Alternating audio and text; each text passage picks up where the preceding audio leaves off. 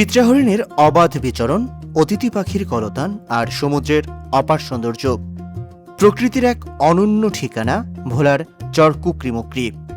কিন্তু এই সৌন্দর্যের আড়ালেই লুকিয়ে আছে অব্যবস্থাপনা আর অপূর্ণ সম্ভাবনার গল্প।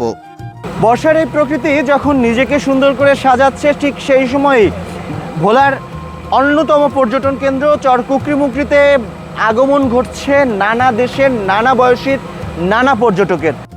মেঘনা, তেঁতুলিয়া ও বঙ্গোপসাগরের মোহনায় গড়ে ওঠা এই দ্বীপে রয়েছে ৮,০০০ একর সংরক্ষিত বনাঞ্চল।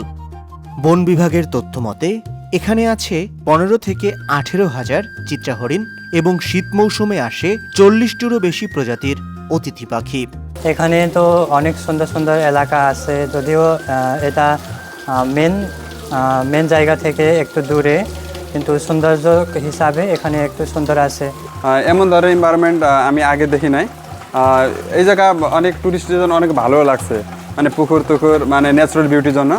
তো এই জায়গায় আসার পরে অনেক ইকো ফ্রেন্ডলি এনভায়রনমেন্ট অনুভব হয়েছে। প্রতি বছর হাজারো পর্যটক এলেও কচ্ছপিয়া ঘাট থেকে যাতায়াতের ভরসা এখনও ট্রলার ও স্পিডবোট। অতিরিক্ত ভাড়া, সীমিত যোগাযোগ, দুর্বল নেটওয়ার্ক, সুপেয় পানি ও আবাসন সংকটে হতাশ অনেকেই। আসা উচিত চর কুকরিমুকরি ঘুরতে, অ্যান্ড ইটস গ্রেট, আসলেই ভালো লাগতেছে। তো সব থেকে বড় যে সমস্যাটা ফেস করতেছি আর কি, এখানে নেটওয়ার্কের সমস্যা। আমি ইভেন আমার বাসায়ও বাবা মাকে ওভাবে বাবা মায়ের সাথে কথা বলতে পারছি না। মনে করি যে কিছু ওয়াইফাই ব্যবস্থা যদি প্রশাসন করে, যেখান থেকে তারা ফ্রি ইন্টারনেট সুবিধা নেবে এবং বাইরের জেলাগুলোর সাথে কমিউনিকেট করবে, সেটা তাদের জন্য একটা সুবিধা নিয়ে আসতে পারে। ট্যুরিস্ট হিসেবে আমি মনে করি এটা খুবই দরকার। এই জায়গায় যদি একটু গঠনমূলকভাবে, একটু স্ট্রাকচারাল ওয়েতে যদি সম্পূর্ণ প্রসেসগুলো যদি আমরা মেনটেন করতে পারতাম, তাহলে আমার মনে হয় আসলে আমরা এই চর কুকরিমুকরিকে একটা উন্নত পর্যটন কেন্দ্র হিসাবে দেখতে পারতাম। ২০২৩ সালে চালু হওয়া ইকো পার্ক রক্ষণাবেক্ষণের অভাবে অনেকটাই অবহেলিত। বেড়েছে প্লাস্টিক বর্জ্য, বাড়ছে পরিবেশের ঝুঁকি। টুরিস্ট কম, শীতের সিজন অনুযায়ী কম, কিন্তু কিছু কিছু থাকার কাপড় গেস্টটা এসে চলে যায় শুধু বাথরুম আর টিউবওয়েলের কারণে।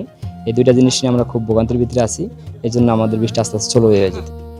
জেলা প্রশাসনের দাবি, পরিকল্পিত ইকো ট্যুরিজম গড়ে তুলতে চলছে সম্মিলিত উদ্যোগ। আমরা যত ধরনের অবকাঠামোর কথা বলেন, সুযোগ সুবিধার কথা বলেন, সেই বিষয়গুলি সাথে অর্থের একটা যোগ রয়েছে। তো আমরা এই ব্যবস্থা করার আমরা চেষ্টা করছি সর্বাত্মকভাবে। এটি সংস্থান হলেই আমরা এই কাজগুলি করে ফেলব। বিশেষজ্ঞদের মতে নিরাপদ নৌযোগাযোগ, নির্ধারিত ভাড়ায় সি ট্র্যাক, বর্জ্য ব্যবস্থাপনা, পরিবেশ বান্ধব আবাসন এবং স্থানীয় জনগণের অংশগ্রহণ নিশ্চিত হলে চর কুকরিমুকরি হতে পারে দেশের সফল ইকো ট্যুরিজমের রোল মডেল। যে মাস্টার প্ল্যানের মাধ্যমে যদি এটা এগিয়ে নেওয়া যায়, ইন্টিগ্রেটেড হতে পর্যটন মন্ত্রণালয়কে অন্তর্ভুক্ত করে, তাহলে এই চর কুকরিমুকরির একটা সুন্দরবনের বিকল্প হিসেবে একটা পর্যটন হিসেবে পরিস্থিতি লাভ।